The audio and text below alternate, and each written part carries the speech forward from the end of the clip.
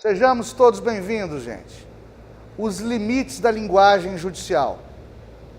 Como magistrado que sou há 20 anos, eu já atuei em diversos processos polêmicos, processos duros, e muito embora a gente seja obrigado a proferir um julgamento exclusivamente jurídico, exclusivamente pautado pelas normas legais, vez ou outra, a sentença, a decisão judicial resvala na questão moral. Isso é muito comum, por exemplo, em juízo de família, em questões envolvendo posse e guarda de filhos menores, crimes de natureza sexual, divórcios, conflitos domésticos, em que o magistrado é obrigado a ingressar no aspecto moral da lide, da trama, do problema que lhe foi proposto e que ele tem que resolver através da sentença. Quais são os limites da linguagem do juiz? Quais são os limites da linguagem judicial aos olhos da lei? E a lei aí está para nos dizer o seguinte: deve ser proferida a decisão judicial em termos comedidos, deve-se respeitar no trato diário forense, no trato diário das cortes de justiça, entre os profissionais do direito, deve-se se portar com urbanidade.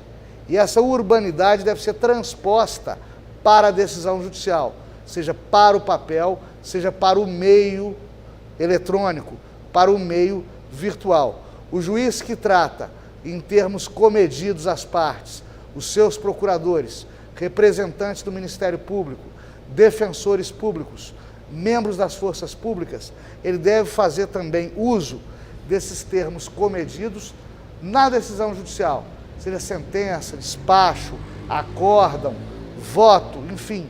Toda vez que o juiz se pronuncia sobre o mérito da questão que lhe foi imposta a decidir, ele deve fazê-lo em termos sóbrios, sem utilização de expressões subjetivas, procurando ao máximo se abster de termos preconceituosos, de termos injuriosos, de opiniões pessoais que não se refiram à prova do processo.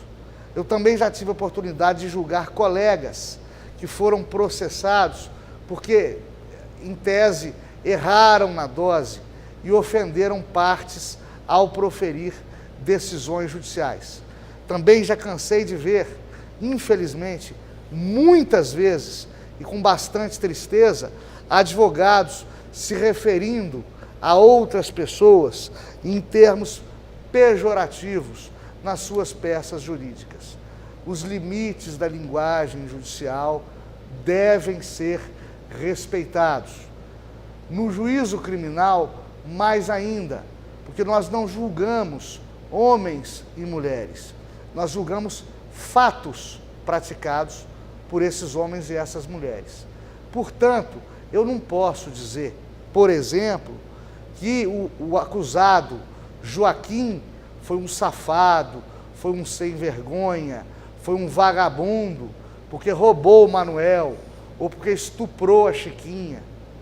Eu não posso me referir em termos chulos, em termos ofensivos, ao acusado, seja ele culpado ou denunciado, ou a ele imputada a pior conduta, a mais abjeta conduta que seja. Eu tenho que respeitar a sobriedade, a impessoalidade. Esse princípio de direito constitucional, ele guia, ele norteia todas as atividades da administração pública, principalmente a atividade jurisdicional. O juiz deve ser impessoal. E a impessoalidade, claro e óbvio, ela impõe que a decisão judicial não se dirija às partes com pensamentos desvirtuados, com expressões grosseiras, com ofensas, com espetadelas, com alfinetadas verbais, como se o cidadão que já suporta a lide, que já suporta a acusação criminal, tivesse também que suportar os humores, o fígado, né, a má educação do magistrado, ou do advogado, ou do promotor, enfim, dos profissionais do direito que ali contendem e que devem agir com moderação, inclusive ao verbalizar as suas supostas razões. É isso aí. Até a próxima.